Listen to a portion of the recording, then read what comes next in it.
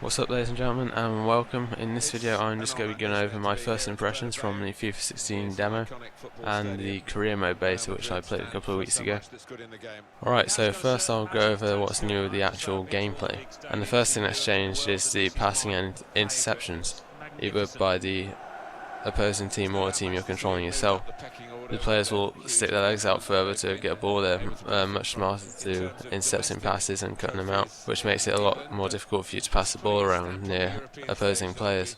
So you have to pick your passes a lot more carefully than you did in previous games, and it makes the midfield battle a lot more interesting and a bit slower paced and more realistic. One of the other things that's changed quite a lot is the shooting. Like, shooting on a weak foot or off balance now rarely affects the shot more than it used to. So I've been through one-on-one with a keeper in the beta before, and the shots have been so weak when you're off balance with your weak foot. So again, I guess that helps make it more realistic and makes it a bit more challenging to shoot. It requires a bit more skill and timing your shot right when you're on balance and keeping it on your right or left foot, whichever's the stronger foot. And I haven't really tried the new dribbling that much, the no-touch dribbling, so you just like feint your body to the sides and stuff like that.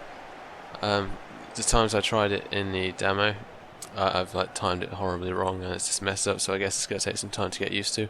I don't normally use the skill moves that much, so I'm going to try and do the no-touch dribbling a bit more when the game comes out, try and get a bit better at it, because it looks like it could be quite effective if you use it well.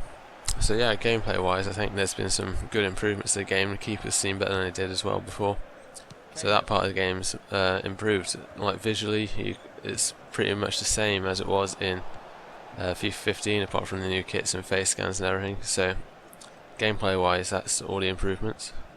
And now going into a new feature in the game, which is the ability to now play as, well, I think it's 10 women's national teams that are going to be in the full game when it comes out, but in the demo there's only 2, there's America and Germany. And yeah, I've been able to tell like differences between the way it plays compared to the men's game.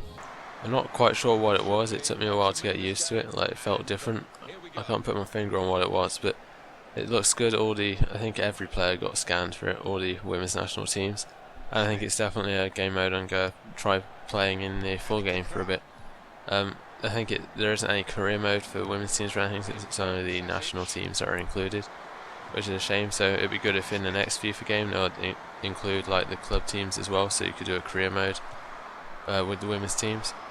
But I think it's only like a tournament mode and kick-off games you can do, which is still good, it's better than nothing.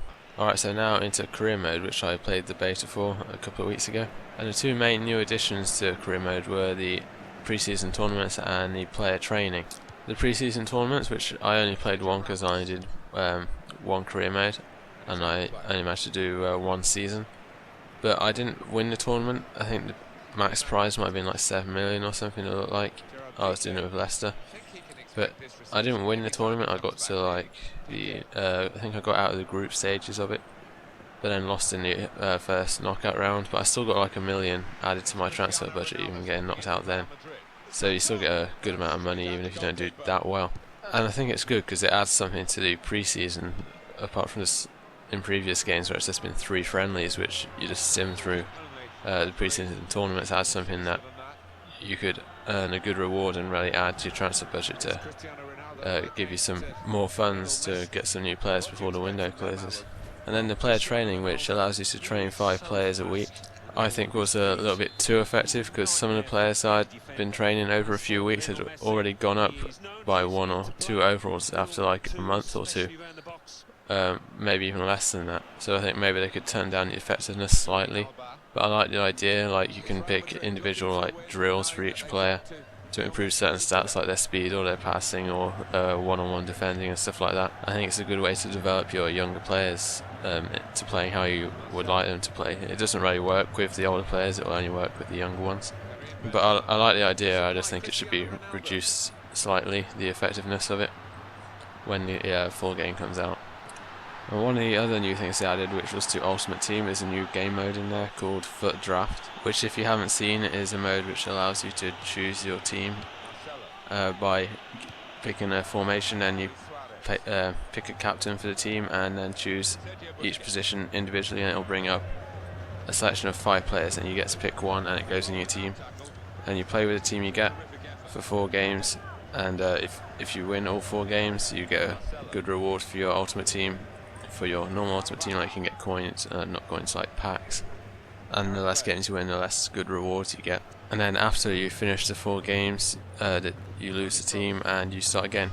You can't use the team in any other game mode, it's only for FUT. Draft game mode, you can play online or single player. And I actually found it harder than normal Ultimate Team, even though I had this great team. Like, you could pick so many good players, like including legends and stuff, who could be in your team. And I was coming against teams that were like 3 stars and stuff like that, and I was really struggling against them, which I don't do in normal Ultimate Team or career mode or anything like that. I don't know why it was so much harder. I don't know if it's going to be like that when the full game comes out, but I thought it was a bit strange. Don't know why exactly, but I think the game mode is a good idea. It adds something different to Ultimate Team. And if you don't play much Ultimate Team like me, it gives you a chance to use some of the top players, because there's no chance that I'll be able to afford to buy them on transfer market, and I'm never likely to get them in a pack. So yeah, it's a good game mode, and I'll be playing it quite a lot, I guess, when the game comes out.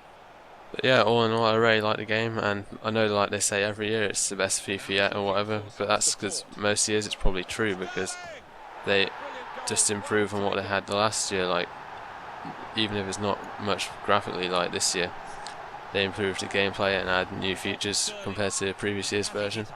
And although like next year I'd like to see some big graphical updates and stuff like that, but this year really is better than last year's game, and I look forward to playing it when it comes out. So thank you for watching, and I'll see you in the next video.